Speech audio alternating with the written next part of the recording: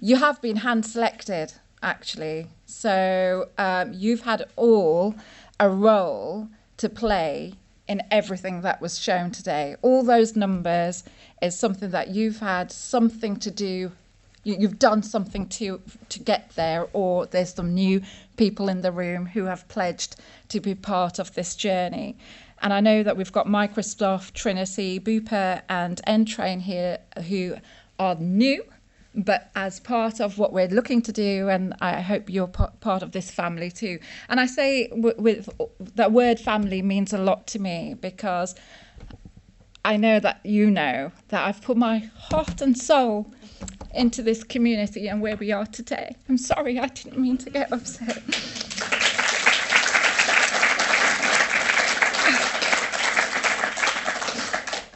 And I didn't expect Nigel to say what he said, but where did the aspiration for XFE come about? And it was actually 10 years ago, where it was, we didn't want to leave anybody behind. We'd heard a lot of stories. I was supposed to take a year out. I've never had a year out in my life. And I was supposed to take a year out, and we had a lot of data in the news about people being, left behind or not, or being homeless actually.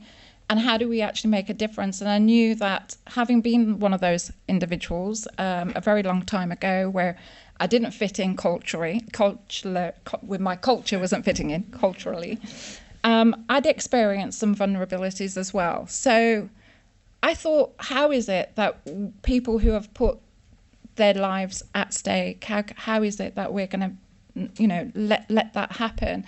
And it was literally, that was all it took. And I didn't think we were going to be here today, but somebody had to do this. So here I am. Now, when the panel were talking, about some of their challenges, their growth challenges, their startup challenges, please don't forget, we were a startup too. I can relate to everything that you've said, Hannah, and Neil, and what Nigel said. So thank you. So I want to take it off a bit, because I thought of 10 different things that I wanted to share with you about some of the fun that we had. So meeting in the early days, we're nearly as old as the Social Value Act. And and we used to call it CSR back in the days. And I spent many a time with Cisco, before X-Forces was a thing, with Catherine, and looking at the big issue and some of the competency areas there and how we were going to change the world. So Catherine, you played a humongous part in that, so thank you. And I went home and I trademarked CSR 2. So CSR squared, because I didn't think it was about corporate social responsibility or commercial social responsibility. It was about community social responsibility. And here we are, we're doing that. And I think, we call it social value now. That's more readily talked about in ESG, but we really fit the S in that ESG. So thank you. Bob Manser. Just give us a wave, Bob. I have to tell you this story. So early days, and in the early days we had decided that at the heart of our model always has been the individual, and giving that individual enterprise skills, but also ensuring that individual didn't just go on a journey to start their own business if it wasn't right for them. We wanted them to know it was okay.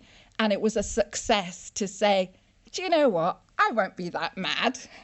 All those sleepless nights and, all those risks. And it's okay to make that decision.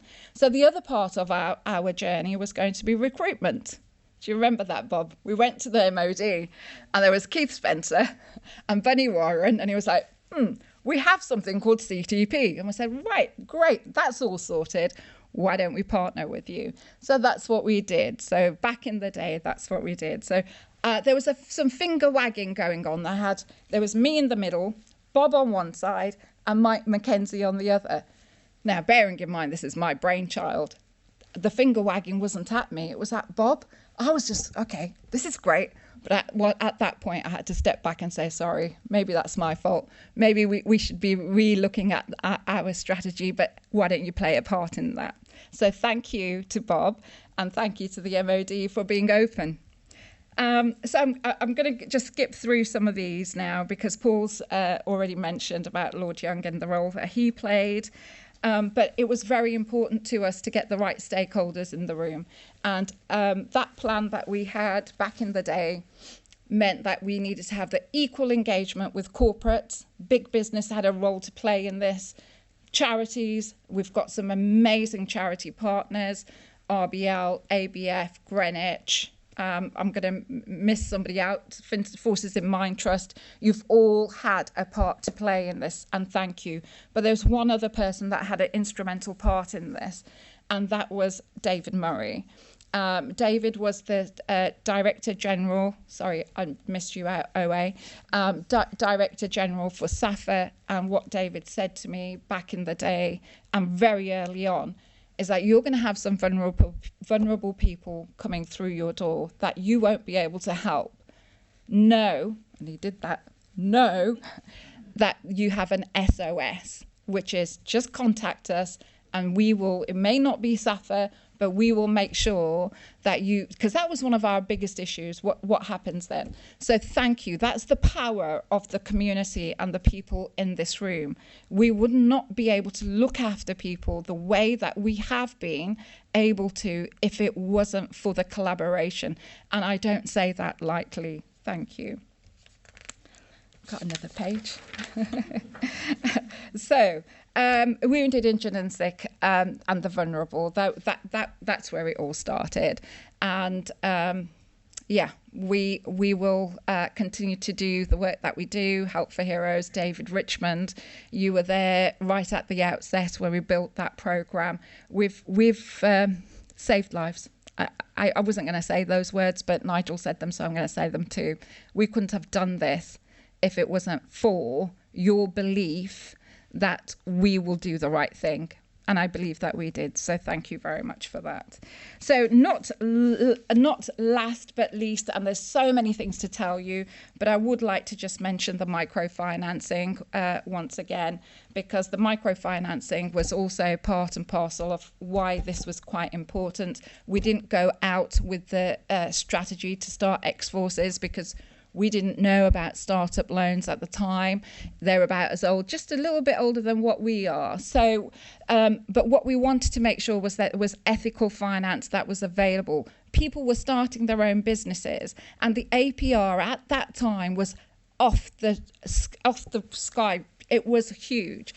And what the last thing you need is having a, we all know that startup businesses have a risk anyway. But if you've got a risk and you've remortgaged or you've have to sell the children, which obviously you don't want to do. Oh, I'm trying. Anyway, so, it was important that there was something that was in place. The rigor that BBB have, British Business Bank have, is huge. Trust me, we live it every day. FCA regulated, all of that sort of stuff. So thank you very much. You have made lives happen. You've made businesses happen, and we couldn't have done it without you. So that brings me to the final part of why the program's been important, and it's about lifelong skills and lifelong learning. We will ebb and flow. We're living longer. We're retiring sooner. We do need to have other careers. People will ebb and flow throughout business and self-employment, working for somebody, side hustles, freelancing, call it what you will. The program that we take people on to understand, as Hannah was saying, isn't just about, well, let's try and get you, to a point where you can just start a business. It's also about the skills that you will learn along the way.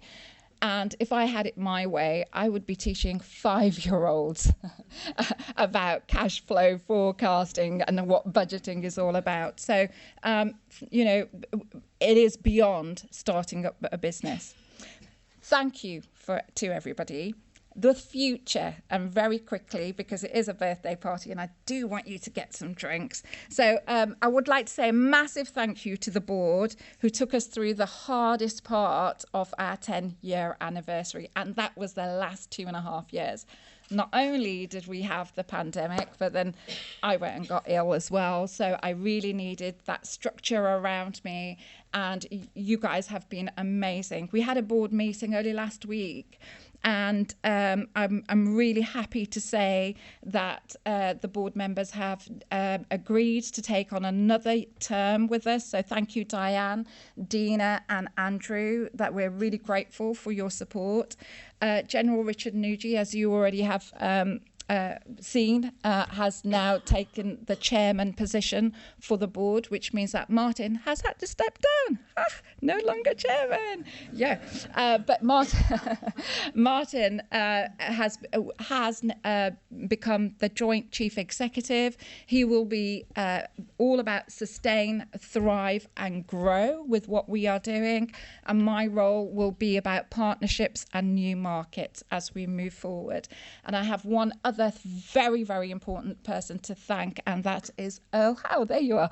Earl Howe, thank you for being patron for all of what we do. And that, you know, I know we had the privilege of meeting you through Soldiering On Awards, but actually to have you as patron for X-Forces Enterprise means a lot to Richard, Diane, Andrew, Adina, Martin and myself. Thank you. So what are my big three things that I want to do? The revive, yes, it's only going to take me 2 minutes. The revive of Militech. So some of you will know, especially Cisco, that we had Militech brand with the focus on small tech startups within supply chains, especially those supply chains where innovation is needed. Female founders.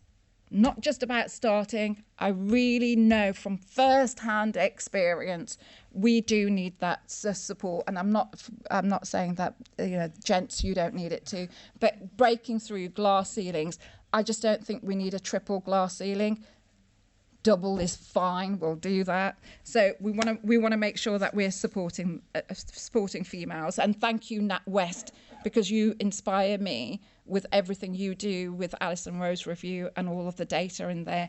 Couple that with what Gary Packham, Professor Gary Packham's doing with ARU, who's become our education advisor, really, really stepping that up. And third, economically inactive individuals who, you know, we've talked a little bit about mental health. We know that economically inactive are growing. We don't want them to get to a situation whereby they have not just imposter syndrome, but actually worse than that, they feel that they haven't got a future. So those are the three things that are very important, close to my heart.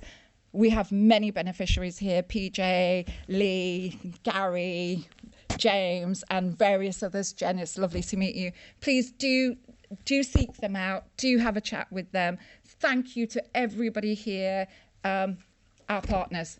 We couldn't do it without you.